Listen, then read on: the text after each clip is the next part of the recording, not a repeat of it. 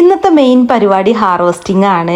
ഹാർവെസ്റ്റിങ്ങിൻ്റെ കാര്യത്തിൽ ഞാൻ നല്ല ലക്കിയാണ് കേട്ടോ. എന്താണെന്ന് വെച്ചാൽ ഞാനൊന്നും കുഴിച്ചിട്ടുണ്ടാക്കിയതൊന്നും അല്ല, അല്ലെങ്കിൽ ആരെങ്കിലുമൊക്കെ കുഴിച്ചിട്ടുണ്ടാക്കിയതോ അല്ലെങ്കിൽ പടുവോ മുളച്ചതോ ഒക്കെ ഹാർവെസ്റ്റ് ചെയ്യാനുള്ളൊരു ഭാഗ്യം എനിക്കുണ്ട് കേട്ടോ.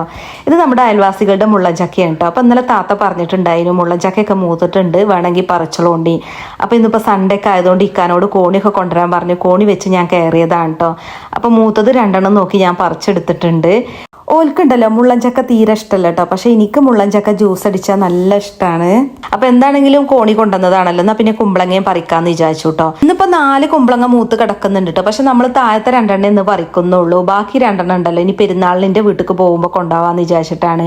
ഓല് കുമ്പളങ്ങ തന്നതുകൊണ്ടാണല്ലോ നമുക്ക് ഇതുപോലെ കുമ്പളങ്ങയൊക്കെ ഉണ്ടായത്. അപ്പൊ ഒന്ന് ഇക്കാന്റെ വീട്ടിൽ ഒന്ന് പിന്നെ നമുക്ക് മുള്ളൻചക്ക തന്ന താത്താക്കും കൊടുക്കാന്ന് കരുതിട്ടോ. താത്താക്ക് ഞാൻ അപ്പം തന്നെ കൊണ്ടുപോയി കൊടുത്തു. അപ്പം ഉണ്ടല്ലോ ചാമ്പൊക്കെ ഉണ്ട് ഇങ്ങനെ വിളഞ്ഞ് നിൽക്കണം കേട്ടോ.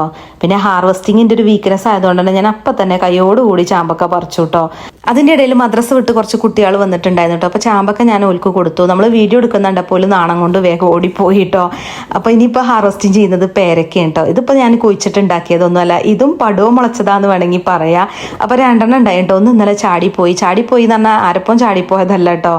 പിന്നെ എന്താ വെച്ചാൽ കാക്ക കൊത്തിയിട്ടിട്ട് ചാടിയതാണ്. അപ്പോൾ അത് ഞാൻ എടുത്തില്ല കേട്ടോ. ഇനിയിപ്പോൾ വല്ല നിപ വൈറസും ഉണ്ടെങ്കിലോ എന്ന് വിചാരിച്ചിട്ട്. ഇനിയിപ്പോൾ എന്നാണാവല്ലേ ഇതുപോലെ ഹാർവെസ്റ്റിംഗ് ചെയ്യാൻ പറ്റുക.